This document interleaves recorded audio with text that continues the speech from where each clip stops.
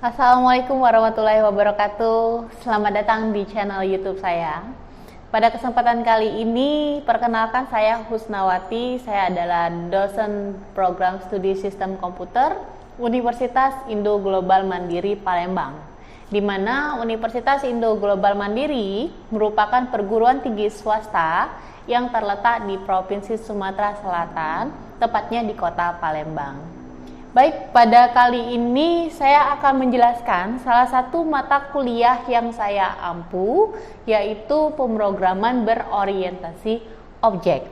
Nah, pemrograman berorientasi objek ini diajarkan kepada mahasiswa yang sudah berada di semester 6 pada program studi sistem komputer maupun program studi teknik informatika. Di dalam pemrograman berorientasi objek, capaian pembelajaran yang akan dituju adalah yang pertama dari sisi pengetahuan. Dari sisi pengetahuan, mahasiswa di sini harus mampu memahami dan menjelaskan bagaimana konsep dari pemrograman secara struktural dan secara sistematis, serta mampu memahami konsep dasar pemrograman yang berorientasi objek, atau nama lainnya adalah Object Oriented Programming atau OOP. Kemudian yang kedua adalah keterampilan. Jadi pada capaian pembelajaran keterampilan, mahasiswa dapat menerapkan teori pada pemrograman berorientasi objek dalam sebuah program yang lebih kompleks dan yang lebih terstruktur dan prosedural. Kemudian yang ketiga, capaian pembelajarannya adalah dengan aspek sikap. Jadi mahasiswa di sini bisa membentuk kerjasama yang dibangun dalam sebuah tim untuk membuat proyek akhir dari mata kuliah saya, sehingga proyek akhir tersebut dapat dipergunakan baik oleh mahasiswa itu sendiri maupun mungkin ada tingkat atau masyarakat secara umum. Jadi output dari pembelajaran ini itu tidak hanya bermanfaat bagi mahasiswa itu sendiri, manfaatnya juga dapat dirasakan oleh orang lain. Nah, kemudian di dalam pembelajaran saya, setiap mata kuliah yang saya ampu itu ada yang namanya final project, di mana dalam final project tersebut terbagi menjadi 3 output. Yang pertama adalah jurnal yang memang tidak dipublikasikan, tetapi untuk pembelajaran mahasiswa itu sendiri bagaimana mereka menulis jurnal dengan baik dan benar. Kemudian yang kedua adalah presentasi. Jadi mereka bisa memaparkan hasil keluaran dari mata kuliah tersebut, hasil final project yang mereka bangun bersama dengan tim, bagaimana cara mereka menyampaikan di depan kelas maupun secara daring di Zoom, dan bagaimana attitude mereka ketika menyampaikan apa yang mereka paparkan. Kemudian yang ketiga adalah proyek tersebut harus dipublikasikan di channel YouTube. Nah, jadi di sini masyarakat maupun adik-adik tingkatnya atau mungkin peneliti-peneliti lain dapat mereferensikan output atau proyek akhir yang sudah dibuat oleh mahasiswa. Nah, untuk salah satu proyek tugas akhir mahasiswa saya mungkin bisa dilihat di channel YouTube yang ini atau di video yang ini. Oke. Nah, di dalam setiap pertemuan pada mata kuliah yang saya ampu itu terdiri dari 16 pertemuan. Di mana pertemuan pertama untuk mata kuliah pemrograman berorientasi objek di sini adalah pengenalan dasar berupa tipe data dan variabel. Kemudian review tentang bahasa pemrograman apa yang saya pakai. Nah, konteksnya di sini untuk pemrograman berorientasi objek, saya mengajarkan kepada mahasiswa untuk menggunakan bahasa pemrograman Java. Memang pada saat ini untuk OOP sendiri itu sudah banyak sekali ya bahasa pemrograman yang bisa kita gunakan. Selain dengan Java, ada juga Python, kemudian ada juga PHP, ya, dan lain-lain. Nah, kenapa saya di sini mengajarkan Java? Karena di Java sendiri itu sifatnya lebih fleksibel, kemudian portable, dan juga support di berbagai macam sistem operasi. Kemudian easy untuk digunakan atau untuk keyword dan sintaksnya itu mudah dipahami. Nah, di pertemuan pertama itu juga saya akan memperkenalkan kepada mahasiswa bagaimana bentuk tipe-tipe data yang akan dipakai yang menjadi fondasi dasar dari sebuah mata kuliah pemrograman, dan kemudian apa itu variabel dan bagaimana penulisan variabel, serta bagaimana mengidentifikasikan tipe data dan variabel tersebut. Kemudian untuk pertemuan kedua, di sini akan kembali lagi kepada mata kuliah pemrograman sebelumnya. Nah, jadi di sini akan diperkenalkan lagi mengenai larik atau array. Bagaimana kita mengolah larik 1 dimensi, kemudian larik 2 dimensi, kemudian ada juga larik multidimensi.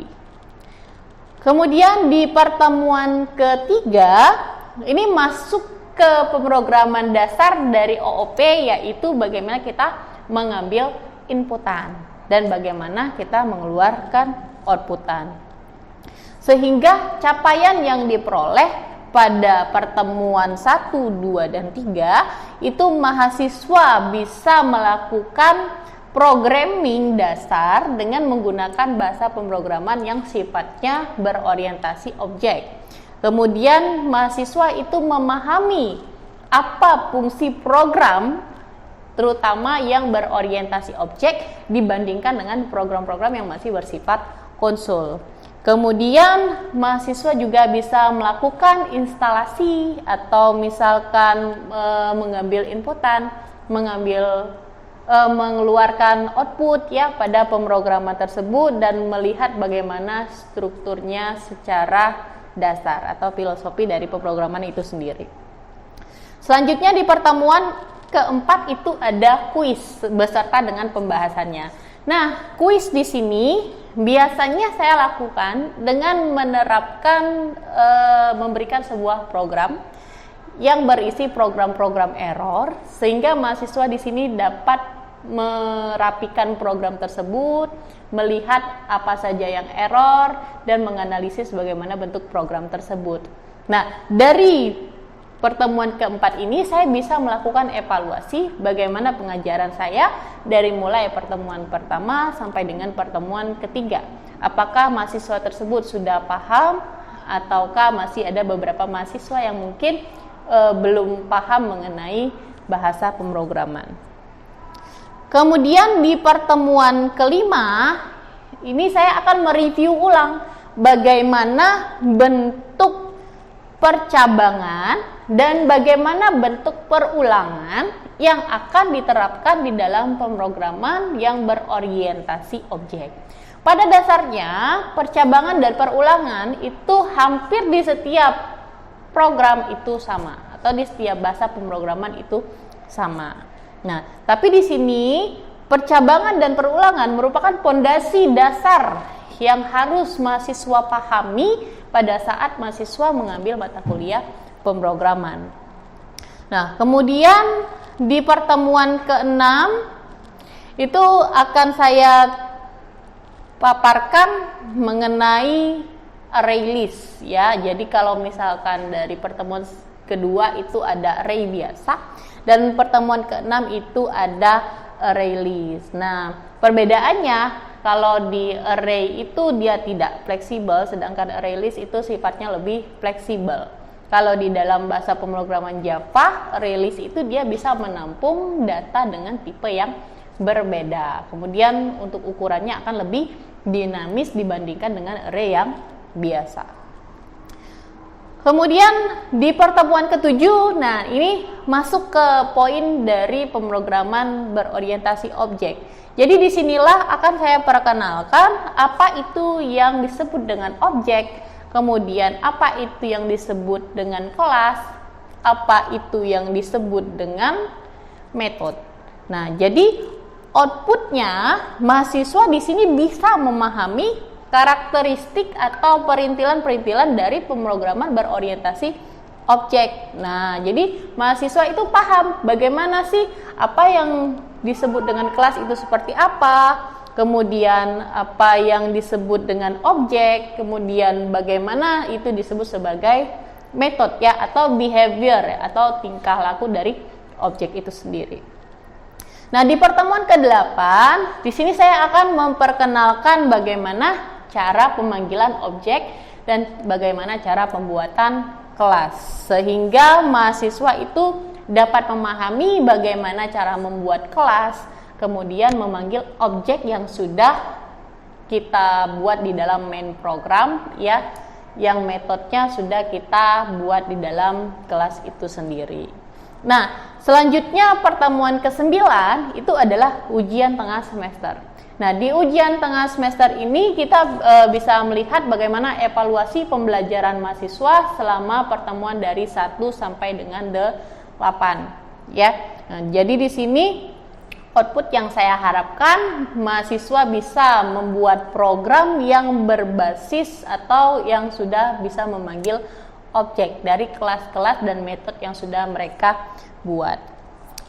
Selanjutnya di pertemuan ke-10 itu adalah konsep dari overloading, constructor, dan destructor. Jadi di sini mahasiswa bisa menggunakan atau memahami bagaimana penggunaan dari referensi, kemudian ada juga penggunaan this ya, reference this sebagai pengganti objek di dalam kelas itu sendiri. Kemudian mahasiswa memahami bagaimana penggunaan overloading ya, bagaimana penggunaan constructor dan destructor di dalam bahasa pemrograman Java. Nah, di pertemuan ke-11 ini masuk ke masih di poin-poin dasar dalam pemrograman berorientasi objek, yaitu bagaimana mahasiswa dapat membuat diagram UML atau Unified Modeling Language. Nah, di dalam diagram UML itu yang kita kenal mungkin ada diagram sequence, ada use case diagram, kemudian ada data flow diagram, ya, ada class diagram. Nah, jadi mahasiswa itu paham bagaimana sih merancang sebuah pemrograman yang berorientasi objek, kemudian diterapkan di dalam sebuah project. Nah, kemudian di pertemuan 11 juga, di sini saya akan menjelaskan metode-metode apa yang dipakai di dalam OOP.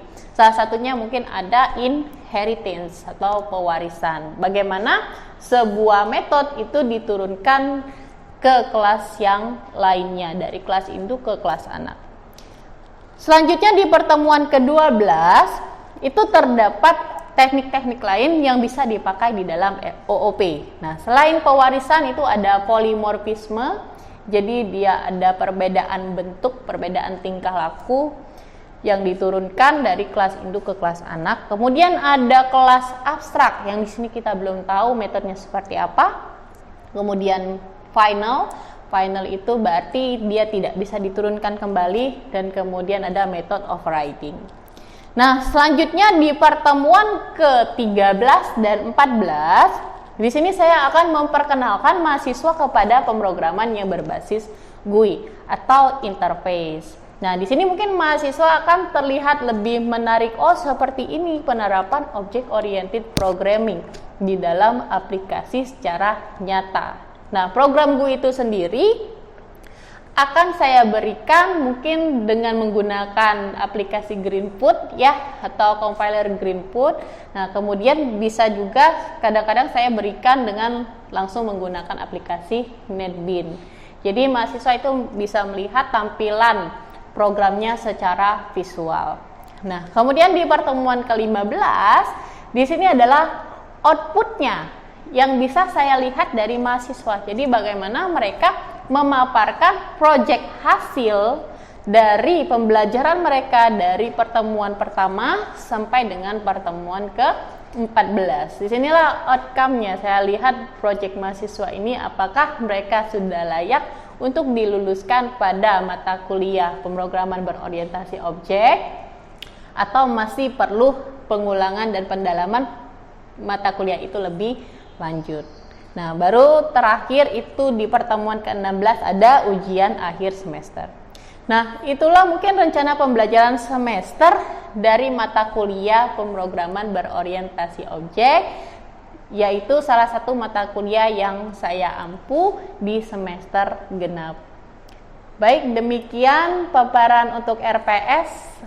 Berikut video saya lanjutkan untuk pengajaran di mata kuliah pemrograman berorientasi objek. Terima kasih. Assalamualaikum warahmatullahi wabarakatuh. Jumpa lagi di mata kuliah pemrograman berorientasi objek. Pada kesempatan hari ini saya akan menjelaskan mengenai konsep dasar atau inti dari pemrograman berorientasi objek itu seperti apa. Nah, pada pertemuan sebelumnya kita sudah melakukan pemrograman dasar dengan menggunakan bahasa pemrograman Java. Jadi kalian semua bisa mengambil input, kemudian output ya, bagaimana mengenal tipe data, kemudian variabel ya, mendeklarasikan variabel, dan kemudian mengenal tipe data bentukan seperti string dan larik. Oke. Nah, apa sih sebenarnya objek itu sendiri? Sebelum kita masuk ke definisi objek dan perintilannya, kita pahami dulu bahwa OOP atau berorientasi objek itu adalah sebuah paradigma dasar di dalam melakukan rekayasa perangkat lunak. Jadi di sini dia akan memandang objek itu sebagai sekumpulan ya, objek-objek yang saling berinteraksi satu sama lain. Nah, itu definisi dari OOP itu sendiri ya. Nah, mengapa sih di sini kita harus menggunakan bahasa pemrograman yang sudah berorientasi objek? Yang pertama itu karena dia simple ya. Jadi pemodelannya itu lebih menyerupai lingkungan di sekitar kita atau lebih menyerupai dunia nyata. Jadi kompleksitas suatu program itu akan bersifat lebih sederhana. Kemudian yang kedua, dia modular ya. Jadi setiap objek itu memiliki entitas yang unik. Nah, jadi misal sebagai mahasiswa nih, kalian Rizky itu akan berbeda dengan Jaka. Ya, apa perbedaannya? Persamaannya dulu nih, sama-sama manusia, sama-sama mahasiswa, sama-sama memiliki NPM. Perbedaannya apa? Oh, mungkin di sini Rizky memiliki rambut yang keriting. Kemudian Jack ini memiliki rambut yang lebih lurus. Nah, itu adalah entitas yang unik. Jadi ada ciri khas tersendiri di antara masing-masing objek. Nah, kemudian sifat OOP itu bisa dimodifikasi ya. Jadi dia modifiability, jadi kita bisa mengubah dalam suatu bagian program tanpa harus mengubah ke program yang lain. Kemudian extensibility, jadi kita juga bisa mengembangkan aplikasi yang sudah ada sehingga menjadi lebih mudah. Dan kemudian maintainability ya, jadi menemukan dan memperbaiki setiap permasalahan pada program sehingga menjadi lebih mudah. Nah, berorientasi objek. Oke. Kemudian sifatnya adalah reusable ya. Jadi komponen yang sudah kita buat dalam OOP itu bisa kita pergunakan kembali untuk mengembangkan aplikasi yang serupa. Nah, kemudian akses datanya juga bisa kita atur sedemikian sehingga siapa saja itu bisa melakukan akses terhadap data tersebut dan siapa saja yang tidak boleh melakukan akses. Baik, kita di sini akan berkenalan dengan yang namanya objek, kemudian ada atribut, kemudian ada metode. Jadi objek itu bisa kita definisikan dengan sesuatu yang berada di sekitar kita, yang merupakan realisasi dari sebuah kelas. Nah, contohnya ada yang saya pegang, ini merupakan satu buah objek yang kita sebut dengan pena. Nah, pena ini berada di dalam suatu kelas, yaitu alat tulis kantor atau disingkat ATK ya. Nah, apa atribut yang dimiliki oleh pena ini? Oh, misalnya pena ini memiliki tinta yang berwarna hitam. Ada pena yang memiliki tinta berwarna biru. Kemudian ada pena yang bermerek A, pena yang bermerek B. Kemudian dari sisi bentuk ya. Tapi secara fungsi itu adalah sama. Jadi fungsi pena apa? Untuk menulis ya. Untuk mencoret-coret. Ya, benar juga, untuk mencoret-coret atau untuk menulis ya.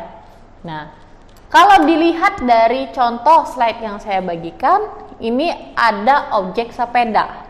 Apa sih atribut dari sepeda tersebut?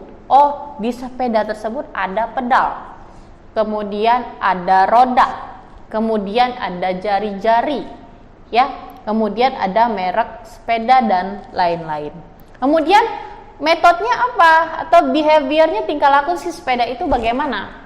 Nah, kalau pena tadi metodenya itu menulis, sedangkan sepeda itu metodnya adalah mengayuh, kemudian mengerem, atau mungkin berbelok, kemudian jalan lurus, belok kiri, belok kanan, dan lain sebagainya. Jadi, definisi objek itu dia akan memiliki atribut atau ciri khas sebagai statusnya. Nah, dan setiap objek itu pasti memiliki yang namanya behavior atau tingkah laku atau metodenya. Oke. Nah, sedangkan kelas ini adalah rancangan dari suatu objek. Jadi di dalam kelas itu isinya adalah informasi dan metode atau tingkah laku atau behavior dari objeknya, objek yang berada di dalam kelas tersebut. Nah, contohnya di dalam slide ini ada 3 jenis sepeda ya, yang mana masing-masing objek sepeda itu dirangkum dalam satu kelas yang kita sebut dengan sepeda ya, atau kendaraan. Oke, jadi kemudian atribut ini data yang membedakan antara si objek yang satu dengan objek yang lain ya, seperti entitas yang unik seperti yang sudah saya sampaikan tadi. Oke, nah di dalam konsep berorientasi objek ini akan kita bahas minggu depan. Ada 4 teknik yang bisa kita pelajari. Yang pertama ada konsep abstraksi ya, atau metode abstraksi. Kemudian ada metode inheritance atau perwarisan. Kemudian ada metode enkapsulasi untuk membungkus dari kelas itu sendiri. Dan yang terakhir adalah metode polimorfisme. Nah, mungkin untuk konsep berorientasi objek ini akan kita pelajari lagi di minggu depan. Hari ini saya akan memberikan tugas kepada mahasiswa, yaitu tugasnya dapat dilihat pada virtual class ya, di pertemuan ke-9. Baik, mungkin itu saja yang dapat saya sampaikan hari ini. Terima kasih. Assalamualaikum warahmatullahi wabarakatuh. Sampai jumpa.